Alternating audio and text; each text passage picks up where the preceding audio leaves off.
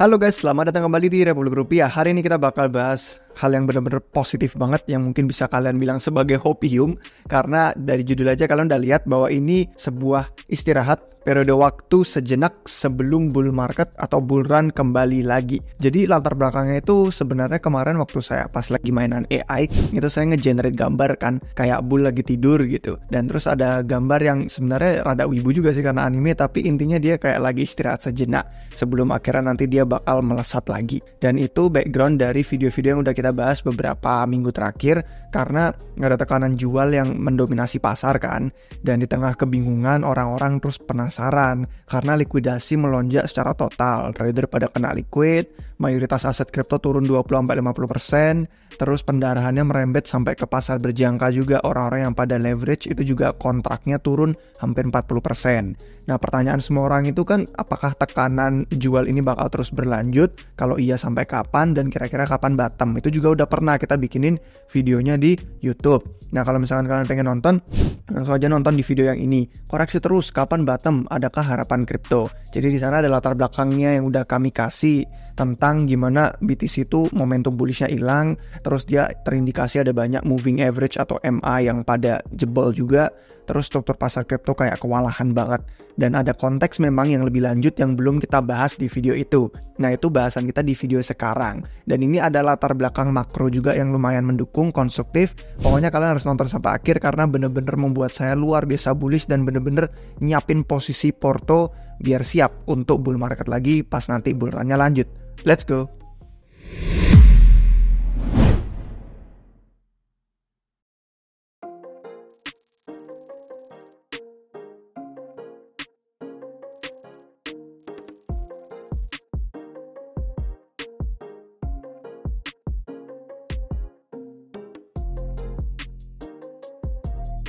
Oke guys, jadi yang pertama kalau misalkan kalian member atau misalkan belum pun bisa cek di deskripsi di bawah, karena di website kami republikrupiah.com itu sudah membahas tentang ini di tanggal 11. Jadi kemarin bull market istirahat sejenak. Jadi ada beberapa hal yang udah, kalau misalkan udah baca, udah ada backgroundnya di sini, dan itu yang bakal kita bahas, tapi ada tambahan juga di video. Nah, kalau misalkan kita ngeliatin ya dari yang dibahas di artikel ini, sebenarnya bandingin tentang pasar kripto sama aset tradisional. Karena kalau misalkan kita ngeliat indeks S&P 500 tuh kan naik terus, cetak all-time high baru, saham teknologi yang memimpin, apalagi kayak nama Nvidia. Terus emas itu juga terus merangkak naik harganya di tengah lingkungan makro yang sering banget udah kami bahas. Terus yang ketiga, imbal hasil dari obligasi pemerintah AS itu juga mulai turun dari local high-nya. Jadi membantu aset berisiko itu terbang. Terus di XY indeks dolarnya itu mengkhawatirkan sih, tapi belum menghambat gerakan harga aset-aset ini. Jadi pada positif. Cuman ya tentu aja selain kriptonya sendiri yang beda dari pasar tradisional. Dia malah kebalik, malah menukik. Nah, ekspektasi kami, sikon likuiditas global itu nanti kita bakal bahas detail banget di video ini, bahwa akhir tahun dari 2023 yang kita lihat kemarin bener-bener melonjak luar biasa gila, itu bakal balik lagi. Dan kita bakal lihat jalur-jalurnya gimana bisa balik, dan selama timeline yang akan kita lihat di paruh kedua untuk tahun 2024 ini. Nah, mungkin sampai lanjut juga sih ke masuk tahun 2025-nya. Dan pas itu terjadi, pasti terjadi menurut kami, aset berisiko tuh bakal sangat banget diuntungkan. Jadi baru-baru ini kalau misalkan kita ngelihat ya, sebelum masuk ke bagian likuiditas global itu, di CME Group ini kan di websitenya ada pertemuan FOMC yang berikutnya 19 hari. Tapi yang mau kita lihat bukan yang itu, pertemuan yang 18 Septembernya sebenarnya, untuk ekspektasi orang-orang yang meningkat ternyata, menduga nih sampai meningkatnya kemarin itu kita pas buka ini 70%, sekarang udah makin tinggi lagi ke 86%. Dan di situ ekspektasi pasar bener-bener menduga kalau kemungkinan suku bunga AS itu bakal dipotong, itu bisa terjadi mulai di bulan September. Jadi itu hal yang menarik. Nanti kita bakal lihat mungkin di episode-episode berikutnya juga sama Beliudi tentang ini. Tapi yang kita mau bahas hari ini itu adalah jalur-jalur uangnya. Kalau misalkan iya beneran bullish nih, bull market tadi digambar itu lagi istirahat, lagi tidur gitu kan. Dan kalau misalkan nanti udah lanjut lagi melesat bull run, uangnya dari mana gitu kan. Nah, yang kita bisa melihat pertama-tama itu dari ETF. Kalau misalkan kita ngeliat ETF, lingkungan aset berisiko itu kan mendukung banget yang tradisional ya. Pasar kripto aja yang lumayan berbeda, dia kayak kebalikannya gerakannya. Tapi tahun ini masih tahun pertama mereka Jadi sebagai tahun pertama produk ETF yang baru aja diluncurin, itu masih ada hal-hal yang bisa mereka nikmati, manfaat-manfaat sebagai produk pertama kali baru diluncurin di tahun 2024 ini. Dan ini bener-bener beda banget sama yang dipikir orang-orang yang katanya cuman investor retail yang degen aja yang bakal tertarik beli produk ETF Bitcoin. Katanya mereka nggak bakal bertahan kalau ada koreksi, pasti bakal pergi, cabut. Nyatanya enggak, sekarang koreksi tapi ternyata inflow pun ada yang positif. Dan ETF spot BTC itu cukup berhasil dengan hampir 14,6 miliar dolar itu masuk sejauh tahun 2024 ini. Dan itu angka bersih, angka net. Jadi performa produk ini bahkan tidak buruk gitu kan selama beberapa minggu terakhir. Dan terlepas dari harga BTC yang koreksi dan berdarah, ternyata ada aja orang yang beli masuk lewat ETF. Dan masih ada partisipasi lumayan dari semua penerbit, bukan cuman punyanya BlackRock aja. Dan lebih banyak uang masuk ke dalam IBIT ini juga kemarin, dan ini dilaporin itu menarik banget karena ternyata masuknya ke dalam ETF-nya BlackRock yang IBIT itu lebih daripada aset total dalam hampir 90% semua 300 lebih ETF yang diluncurin pas tahun 2024 ini. Jadi angkanya luar biasa gila, tapi di sisi lain juga ini masih angka yang bisa jauh lebih besar lagi, jauh lebih tinggi, lebih signifikan lagi. Dan dengar-dengar kalau ini yang Bitcoinnya udah berhasil, udah sukses, dengar-dengar ETF spot yang Ethereum juga siap untuk dilancurin nih. Karena ada tanda-tanda dengan pengajuan formulir yang S1 pertama itu oleh VanEck udah maju. Dan ini terjadi selama harga ETH pun turun. Kembali ke titiknya sebelum God Candle pas kemarin rumor ETF spot Ethereum itu kan ada God Candle tuh. Dan udah balik lagi sih harganya ke titik sebelumnya. Itu pas akhir bulan Mei seingat saya. Jadi apakah pasar sedang memberi sinyal yang menarik? Ya kalau suksesnya ETF spot BTC terus sama persetujuan ETF spot yang Ethereum ini belum cukup dirasa, ada juga ya Solana yang kita juga udah bahas di episode sebelumnya. VanEck mengajukan sebuah produk ETF spot untuk Solana beberapa minggu lalu. Dan di sini ada video yang membahas tentang pandangan orang soal ini gimana, dan memang ada yang berpikir kalau ini terlalu cepat, terlalu tergesa-gesa sama seperti yang kami pikirkan juga.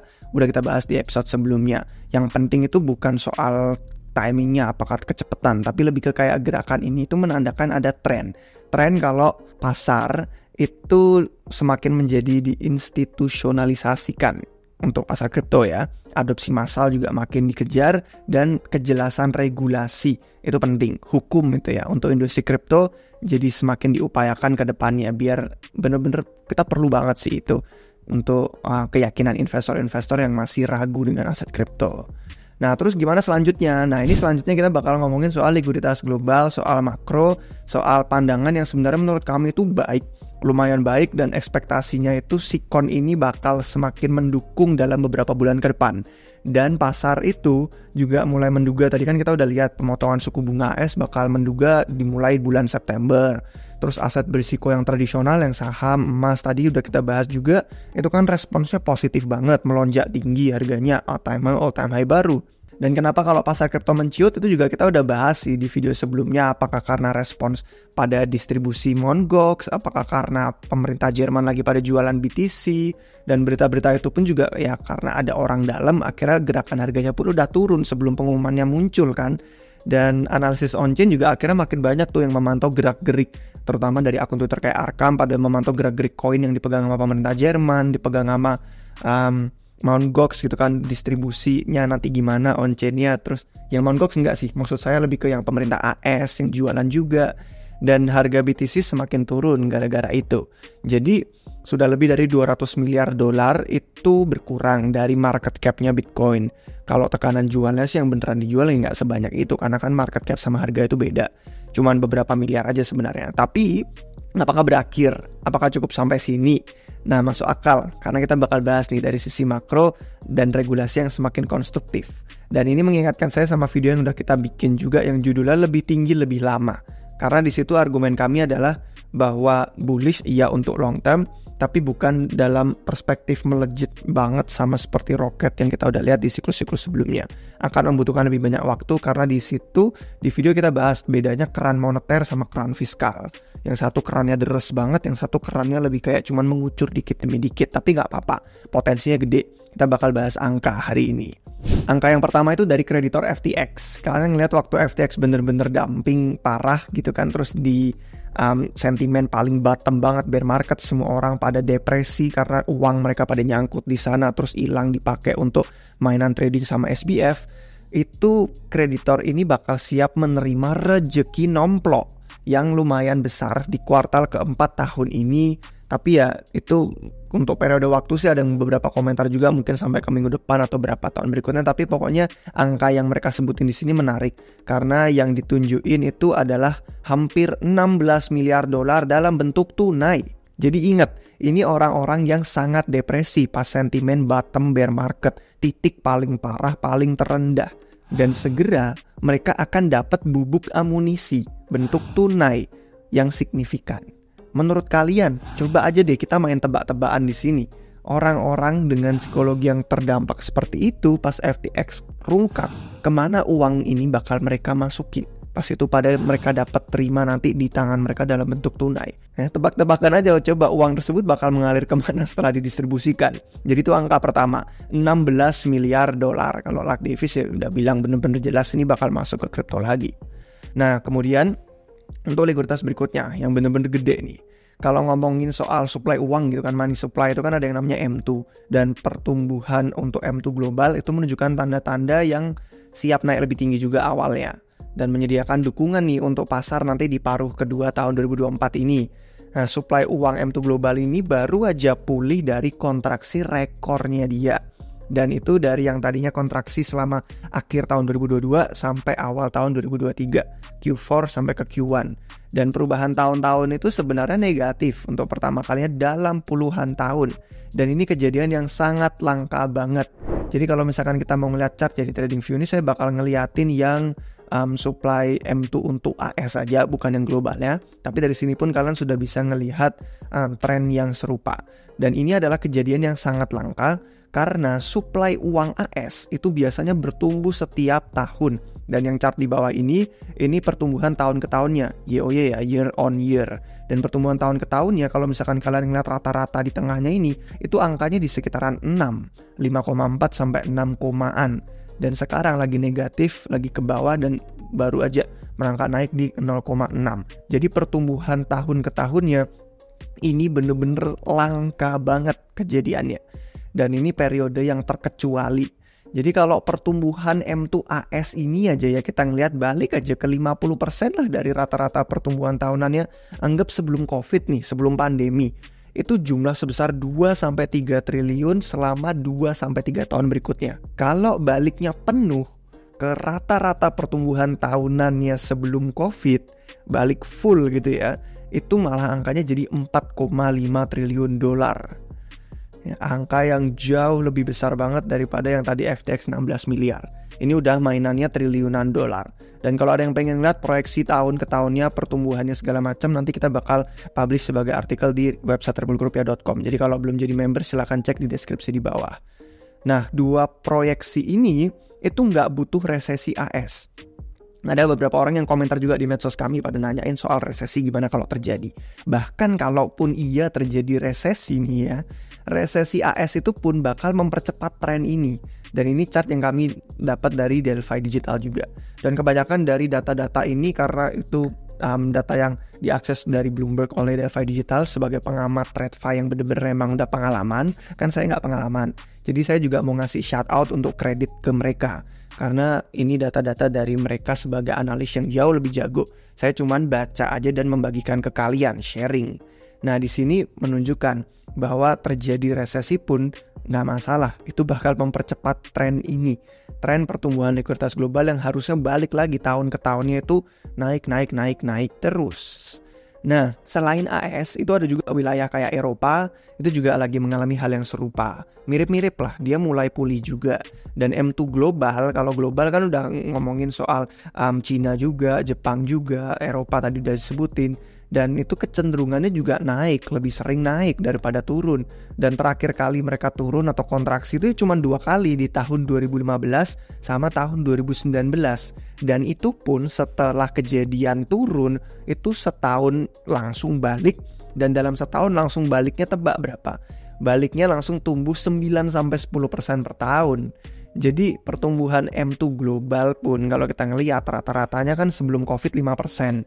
Itu kalau nanti balik aja ke 3% nih, nggak usah balik ke 5%, itu per tahunnya tuh jumlah 7-10 triliun loh selama 2-3 tahun berikutnya. Lebih gede lagi. Ya tadi udah angka 2-4 triliunan untuk AS, untuk M2 supply uang globalnya 7-10 triliun dolar. 3% ya. Jadi bayangin sedapnya kalau misalkan balik lagi ke angka yang 5% pas sebelum COVID. Dan kalian bayangin kalau kalian punya di dalam portofolio aset berisiko, aset kripto, kalian megang BTC. Bayangin aja itu kawanan kripto lainnya, kita udah bisa ngelihat chart seperti yang ada di Look into Bitcoin ini. Dan saya pun nggak perlu subscribe untuk yang Sinyal Pro-nya untuk ngelihat data terkini, karena ngelihat data historis aja udah ketahuan banget nih. Kalau supply uang M2 likuiditas globalnya menanjak banget, kalian lihat sendiri gerakan harga Bitcoin udah seperti apa.